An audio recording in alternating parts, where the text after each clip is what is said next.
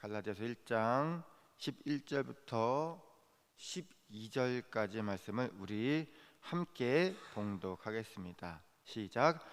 형제들아, 내가 너희에게 알게 하노니 내가 전한 복음은 사람의 뜻을 따라 된 것이 아니니라. 이는 내가 사람에게서 받은 것도 아니요 배운 것도 아니요 오직 예수 그리스도의 계시로 말미암은 것이라. 아멘. 네, 오늘도 새벽을 깨우시고 또 하루를 말씀과 기도로 시작하는 우리 성도님들에게 주님의 은혜가 함께하기를 진심으로 축복합니다. 사도 바울은 1장 7절과 8절에서 다른 복음은 없으며 순전한 복음 외에 다른 복음을 전하면 저주를 받을 것이라고 좀 과격한 말을, 무시무시한 말을 했습니다. 그렇다면 순전한 복음은 무엇일까? 다음과 같습니다. 하나님은 우리가 죄의 속박에서 자유롭게 하시기 위해서 독생자 예수 그리스도를 이 땅에 보내셨습니다. 그리고 십자가에서 대속제물로 삼으셨고, 또 예수님은 사망 권세를 깨뜨리시고 부활하시고 승천하셨습니다. 그래서 믿는 자에게 구원을 주셨죠. 이 믿음의 고백 위에 무언가를 더하거나 무언가를 뺀다면 그게 바로 변질된 복음, 이단이 가르치는 가르침입니다. 우리는 오직 예수 그리스도의 은혜로 깨끗하게 되는 것이지 결코 우리가 무슨 율법을 지키거나 아니면 선행을 하거나 그래서 의롭게 되는 것이 아닙니다.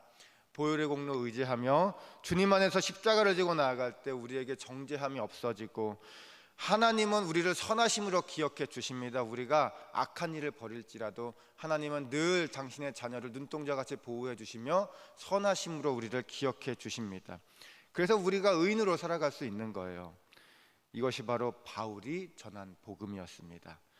더욱 단순하게 말한다면 예수 그리스도를 주라 시인하고 고백할 때, 믿음으로 고백할 때 그때 구원 받는 겁니다.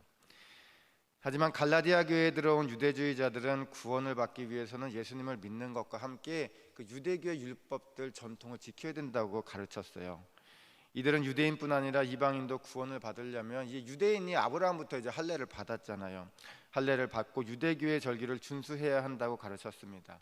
그런데 참 안타까운 사실은 이 갈라디아 교인들이 이방인들이었는데 이들의 가르침에 너무나 쉽게 넘어갔다는 거예요. 이들은 존엄한 인간이라면 아무 공로 없이 구원을 받는 것보다 자신의 행동으로 구원받아야지 좀 뭔가 이렇게 자신감, 자존감도 좀 이렇게 올라가고 수치스럽지 않고 자신의 훌륭함도 증명할 수 있다고 생각한 모양입니다. 사실 구원의 길을 열어주시고 삶을 주관하시는 분은 하나님이신데 예전부터 사람들은 좀 많이 교만했어요. 자신들의 능력을 과대평가하고 또 자신의 공로로 구원을 이룰 수 있다고 생각해 왔습니다. 예전에도 구약시대 때도 이제 사람들이 하나님과 높아지기 위해서 바벨탑을 쌓았잖아요. 자, 그리고 이것이 바로 갈라디아 교회를 아프게 했던 유대주의자들의 교만한 생각이었는데, 말로는 사실 하나님의 율법을 지킨다고 하지만 실제로는 자신의 능력을 믿으면서 교만한 것이었습니다. 내가 열심히 노력해서 율법을 지키면 구원을 받는다니, 이런 교만이 어디 있습니까?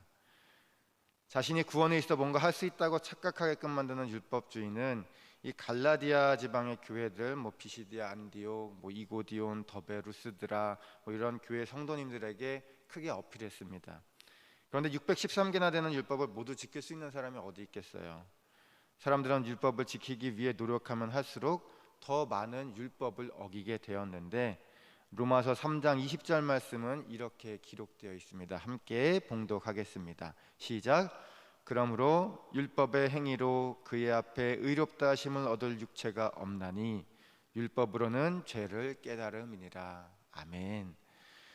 그래서 결국 이 변질된 복음주의자들, 다시 말하면 유대주의자들로 인해서 갈라디아 교회 성도님들이 다시 율법의 노예가 되었어요. 죄의 노예가 되었습니다. 이들은 바울을 통해 알게 된 주님이 직접 선포하신 모든 속박에서부터 얻는 참된 자유는 이제 온데간데 없어졌어요. 그리고 다시 과거의 종의 몽해를 메었던 죄의 노예로서 돌아갔습니다. 그래서 바울이 다른 복음을 따르지 말라고 강력하게 경고한 것이었습니다. 그러면서 자신이 전한 복음에 대해 이야기하고 있는데, 오늘 본문 11절과 12절 잘 기록되어 있거든요. 다시 한번 봉독하겠습니다. 시작. 형제들아, 내가 너희에게 알게 하노니 내가 전한 복음은 사람의 뜻을 따라 된 것이 아니니라. 이는 내가 사람에게서 받은 것도 아니요 배운 것도 아니요 오직 예수 그리스도의 계시로 말미암은 것이라. 아멘. 바울이 갈라디아의 교회들에게 전했던 복음은 바울이 다른 사람에게서 받은 것이 아니라 자신에게 나타난 예수 그리스도께서 가르쳐 주신 그 믿음에 근거한 것이었습니다. 유대주의자들이 만들어낸 변질된 복음과는 아주 결이 다른 그런 복음이었죠. 사실 바울이 자신의 복음이 예수 그리스도의 계시로 받은 것이라고 선포한 이유는 갈라디아 교회 유대주의자들을 비롯해 복음을 전했던 초기부터 많은 사람들이 바울의 사도성에 이렇게 흠집을 냈기 때문입니다. 어제도 잠깐 설명을 드렸는데요. 사도는 예수님의 공생의 기간 동안 함께했던 제자로서 주님으로부터 보내심을 받은 자였습니다. 그런데 바울이 베드로도 아니고 사도 요한도 아니고 예수님의 그 직접 12제자는 아니었잖아요. 그래서 바울을 비판하는 사람들은 끊임없이 그의 사도성을, 정체성을 걸고 넘어졌습니다. 하지만 바울은 내가 전하는 복음은 바로 예수 그리스도의 계시로 받은 것이라고 아주 멋있게 주장을 하면서 자신을 반대하는 사람들의 주장이 잘못되었다고 얘기했습니다. 사실 사도성이란 예수님의 보내심을 받은 자들이라는 뜻이에요. 사도란 예수님의 보내심을 받은 자, 보냄을 받은 자라는 뜻입니다. 그렇다고 하면 예수님의 계시로 복음을 전하는 사람도 사도 아니겠어요? 넓게 보면 말이죠. 복음은 사람들의 생각이나 의견이나 사상이 들어간 것이 아니라 예수 그리스도의 하나님의 계시로 이루어져야 하는 것입니다. 순전한 복음은 오직 창조주 하나님께서 직접 육신을 입고 오신 예수 그리스도의 계시입니다. 이어 13절과 14절을 보면 바울은 자신이 주님의 부르심을 받기 전까지 유대인 중에서, 동족 중에서 그 누구보다도 유대교를 열심히 믿었다고 고백하고 있어요. 그 믿음을 지키기 위해서 자신의 신념에 반대하는 기독교인들을 핍박하고 못살게 굴었다고 고백하고 있습니다. 하지만 바울은 그것은 단순히 인간이 만들어낸 신념, 그 종교적 신념을 지키는 것일 뿐 하나님의 뜻을 이루려는 노력은 아니었다고 또 이야기를 하고 있어요. 진정한 믿음의 삶은 하나님의 뜻을 이루기 위해 노력하는 것이지 사람이 만들어낸 어떠한 제도, 법, 그리고 종교적 신념을 지켜가는 것이 아니기 때문입니다. 바울이 지금 갈라디아 교회에 전했던 예수님 중심의 복음은 자신이 과거에 그 유대교에 있었을 때 전했던 그런 가르침이 결코 아니었습니다. 그는 유대인의 할례를 비롯해 율법을 지켜야 구원받는다고 주장했고 또 유대인의 전통을 지켜야 한다고 주장했습니다. 거기에 최선을 다했죠. 예수님을 만나기 전에 바울은 그저 자신이 의롭게 여겼던 종교적 신념을 따라서 변질된 유대인의 교리를 그저 종교적 열심으로 열심히 전했던 것 뿐이었습니다.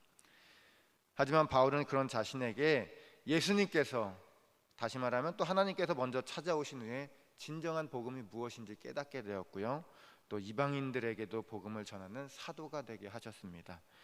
우리 갈라디아서 1장 15절과 16절 말씀 함께 봉독하겠습니다. 시작.